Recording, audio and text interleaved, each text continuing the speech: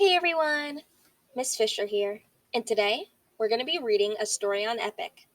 It's called Dancing Through Fields of Color by Elizabeth Brown. Let's get started. At a time when girls were taught to sit still, learn their manners, and color inside the lines, Helen Frank-Thaler colored her reds, blues, and yellows any which way she chose. Helen never wanted to follow the rules. When her mother called her to the dinner table, Helen continued painting watercolors of the sunset shining through the apartment window. Instead of going to bed, Helen filled the sink with water. She dribbled in drops of ruby red nail polish and watched the colors flow. When she let the water out, she loved to watch the colors swirl into shapes.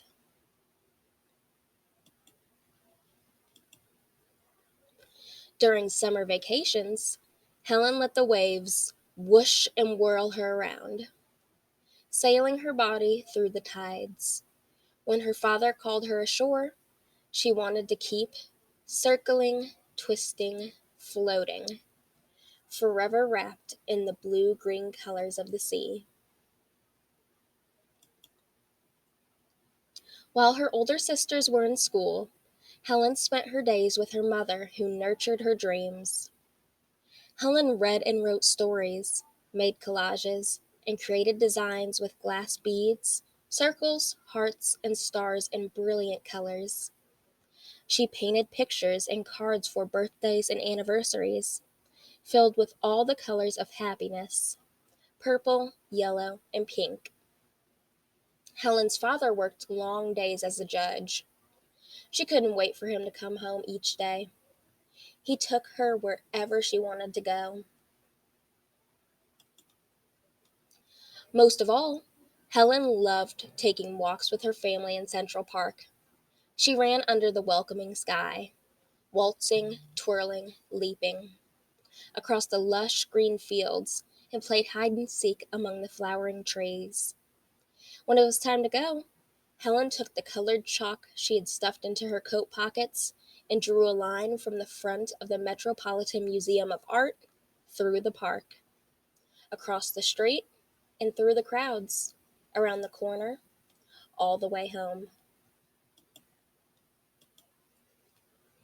The colorful line connected the two things she loved most. Helen's parents always encouraged her to blossom, express herself, paint free. In art class at school, Helen wanted to do things her way, but she had to follow the rules in order to pass. Don't sketch that way. Draw like this. Paint what you see. Helen pleased her teachers when she sketched figures, drew chairs, and painted flowers and pears like all the other students. But she wished for something different. Helen found comfort in painting seascapes. The blues and greens reminded her of summer days with her family at the beach. She made pictures of her trips to the country with bursts of orange gold paints that warmed her face like the sun. Soon, Helen's happiness disappeared entirely. When she was 11, her father died. Helen missed him so much that her sadness caused pounding headaches. She struggled in school. Helen tried painting, but nothing came out. Her canvases remained blank, her world of colors and light dark. But colors lived in her mind, floating and shifting like the shapes she made in childhood. Staring at every color in her paint box, memories came back to her. Periwinkle, the feathery whisper of her father's encouragement. Orca, the warmth of her father's hand as they strolled in the country. Cobalt and crystal, the summer's splashing in the ocean waves. Helen began to paint again, and eventually, art healed her. Helen followed the rules well enough to succeed in school and go to college to study painting. Her professors wanted colors separated with thick black lines. Her brush marks and planes arranged across her canvas to create depth and space. Helen loved college, but longed to paint what she felt inside. Painting feelings can be contained in black lines or organized into clear shapes or objects. Helen dreamed of setting her colors free, like she was as a child, running without boundaries. She searched for more. After college, Helen moved back to New York, where many artists were exploring forms, lines, and shapes differently. They overlapped bands of color, thought more about geometry, and painted larger and larger pictures. Helen met an artist named Jackson Pollock, whose paintings hung in museums and galleries. The art world called him the greatest living painter in the United States. Reviewers celebrated him. Fans loved him. When Helen saw his work, she marveled at how he splattered and dripped his paints on canvas tacked to the studio floor. If he broke the rules, why couldn't she? Helen exhibited her art in small shows while male painters were given larger exhibits. Critics called Helen's work too sweet in color, too lyrical, too ladylike. She worked longer and harder at her paintings, drawing strength from her memories of the country and sea. She wanted to leap into her colors, feel the colors, be the colors. Art never let her down.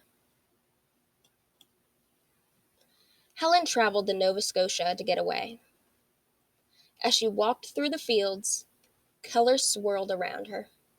Cerulean blue and coral cascaded down mountains of saffron and gold.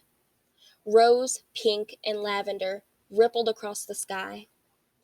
Spring green and vermilion gushed through the sea waves. Helen felt the countryside move within her body. She saw the mountains with her arms.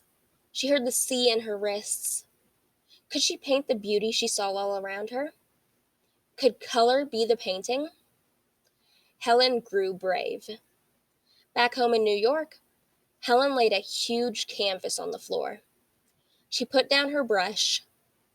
Helen blended red and yellow to make orange, blues and yellows to make became greens. She mixed and mixed and mixed rainbows. Helen swirled charcoal lines across her canvas to guide her, like the chalk line she drew as a girl in the city. With fistfuls of pink, Helen turned her wrists outward and spread the paint streaming of color racing and spiraling, the paint soaking into the canvas, like rain seeping into the soil.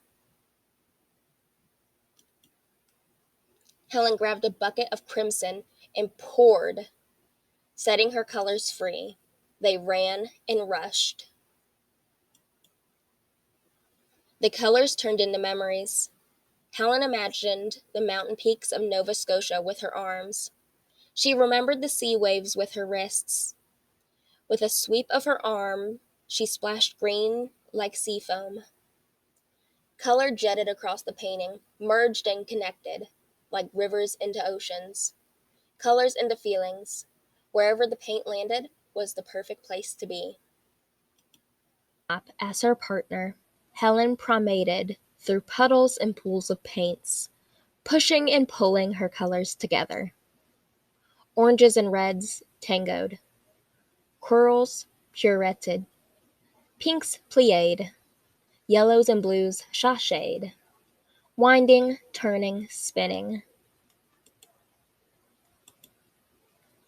When she was done, Helen danced in that field, free among all shimmering colors of her life, extending, reaching beyond the painting into forever. That is the end, and if you look right here, you can see some of Helen's artwork and her painting her artwork. All right, everyone, that's the end of the story. I hope you enjoyed it, because I sure did too. All right, friends, I'll see you next time. Bye-bye.